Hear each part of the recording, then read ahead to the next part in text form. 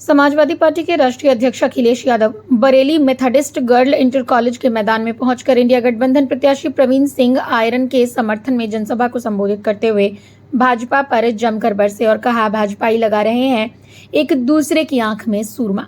अखिलेश यादव ने प्रधानमंत्री पर तंज कसते हुए कहा कि दिल्ली वाले आए और 1 किलोमीटर घूमकर चले गए। समाजवादी पार्टी संविधान को बचाना चाहती है, भाजपा संविधान को बदलना चाहती है।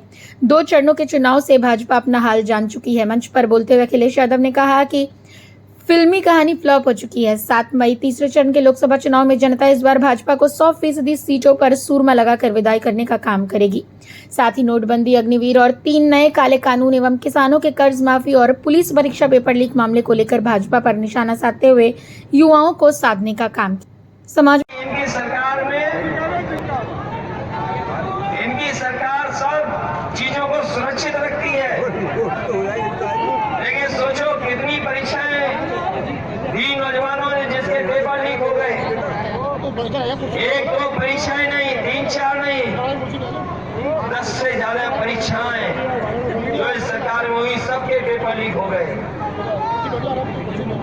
और ये पेपर लीक जानबूझ करके सरकार करा रही है। इसलिए करा रही क्योंकि नौजवानों को नौकरी न देनी पड़े, क्योंकि अगर नौकरी देनी पड़ेगी तो आरक्षण भी देना पड़ेगा। नौकरी सबको मिलेगी, आरक्षण पीढ़ी परिवार को मिलेगा। तो ये लोग न केवल पीढ़ी परिवार को धोखा दे रहे हैं, बल्कि हमारे तमाम नौजवान जो नौकरी पाना चाहते हैं, जो पढ़ लिख करके मेहनत करके परीक्षा लिख रहे हैं, उनके भविष्य को भी अंधकार में डाल रहे हैं। हम कहना चाहते हैं नौजवानों से, केवल इन्होंने परीक्षाएं पेपर लीक नहीं किए हैं, बल्कि अग्निवीर जैसी आधी अधूरी नौकरी लेके आए हैं। ये अग्निवीर हम लोग कभी स्वीकार नहीं कर सकते, क्योंकि 4 साल की नौकरी से हमारे देश की सीमाओं की रक्षा नहीं हो सकती। इसलिए अपने नौजवानों से और अपने फौजी भाइयों से कह के जा रहे हैं, इधर आप वोट डालेंगे, उधर सरकार बनेगी और फिर अग्निवीर पर जो व्यवस्था है उसको भी खत्म करने का काम करेंगे। ये तो 4 साल की नौकरी है।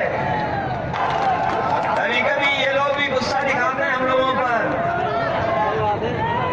मैंने कहा बीजेपी सरकार अगर आ गई तो अभी तो फौज की हुई है 4 साल की नौकरी, इनकी 3 साल की नौकरी हो जाएगी।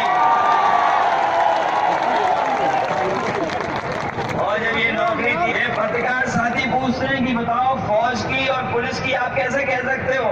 तो पता था क्या हमारे फौजी भाई जो रिटायर्ड दिखाई दे रहे हैं, क्या इन्हें पता था कि अग्निवीर व्यवस्था आ जाएगी? और आप बरेली वाले बताओ, क्या आपको पता था कि आधी रात क्या पता था आपको कि आधी रात नोटबंदी हो जाएगी? और यहाँ व्यापारी साथी भी आए होंगे जो जीएसटी देते होंगे, और ये भरोसा दिलाया गया था कि जीएसटी लागू होने के बाद व्यापार आसान हो जाएगा, कारोबार आसान हो जाएगा, सहूलियत मिलेगी। बताओ जीएसटी ने हमारे व्यापारियों को उलझा दिया कि नहीं उलझा दिया? हमारे प्रत्याशी प्रवीण भाई सभी इंडिया गठबंधन के वरिष्ठ नेतागण, सभी उपस्थित भाइयों बहनों नौजवान साथियों, हमारे बीच हमारे राष्ट्रीय अध्यक्ष जी आ चुके हैं। मैं नहीं चाहता हूं कि बहुत ज्यादा समय मैं लूं। वर्तमान भाजपा सरकार की साजिश रखी गई थी 2012-13 में। अन्ना हजारे जी को प्लांट किया गया था रामलीला ग्राउंड पर दिल्ली में, और वहां से झूठ का सहारा लेकर, भ्रष्टाचार का सहारा लेकर उन्होंने सरकार बनाई। मैं केवल 2 बात कहना चाहता हूं। एक, मैं किसानों के बारे में कहना चाहता हूं, एक इलेक्ट्रल बॉन्ड के बारे में कहना चाहता हूं कि मैं स्वयं एक किसान परिवार से आता हूं, मैं किसान हूं।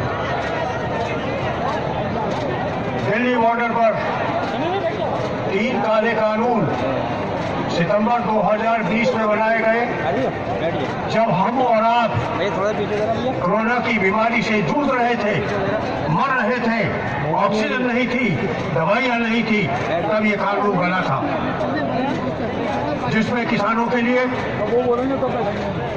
सीधे इंडस्ट्रीज खरीदेंगे।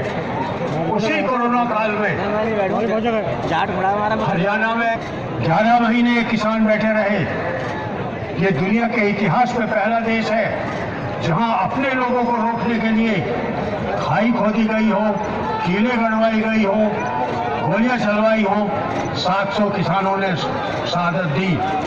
और मैं आपको विश्वास दिलाता हूं, मैं पश्चिमी उत्तर प्रदेश से आता हूं और अब की बार पश्चिमी उत्तर प्रदेश जाटों का गढ़ है। और जाट के बारे में कहा जाता है, जाट होना तब जाइए तो 13वीं हो जाए। तो अब की इनकी 13वीं करेंगे, पश्चिमी उत्तर प्रदेश पूरा साफ होगा। इलेक्ट्रॉल बॉन्ड दुनिया का सबसे बड़ा भ्रष्टाचार का घोटाला है। केवल एक उदाहरण देना चाहता हूं। गुजरात के एक किसान, दलित किसान, जिसके पास उसके नाम पर 1.5 बीघा जमीन है, उसने इलेक्ट्रॉल बॉन्ड खरीदा 11 करोड़ 14 लाख का। 11 करोड़ 14 लाख का 1.5 बीघे का किसान दलित। संविधान के बारे में यदि आप बात करें तो यदि आप अब नहीं जागे, सीआरपी की धाराएं बदली जा चुकी है, कृषि भूमि अधिनियम बदला जा चुका है। सारी जमीनें आपकी ऑनलाइन हैं, आपका आधार कार्ड ऑनलाइन है, आपका बैंक खाता ऑनलाइन है। जो जमीन इनको चाहिए या इनके उद्योगपति को चाहिए, आपका पैसा आपके खाते में डाल दिया जाएगा। 1 महीने में आपको जगह खाली कर दी होगी।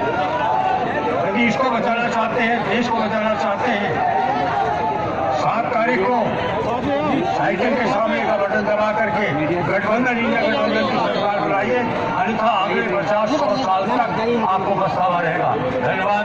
जय हिंद, जय गठबंधन।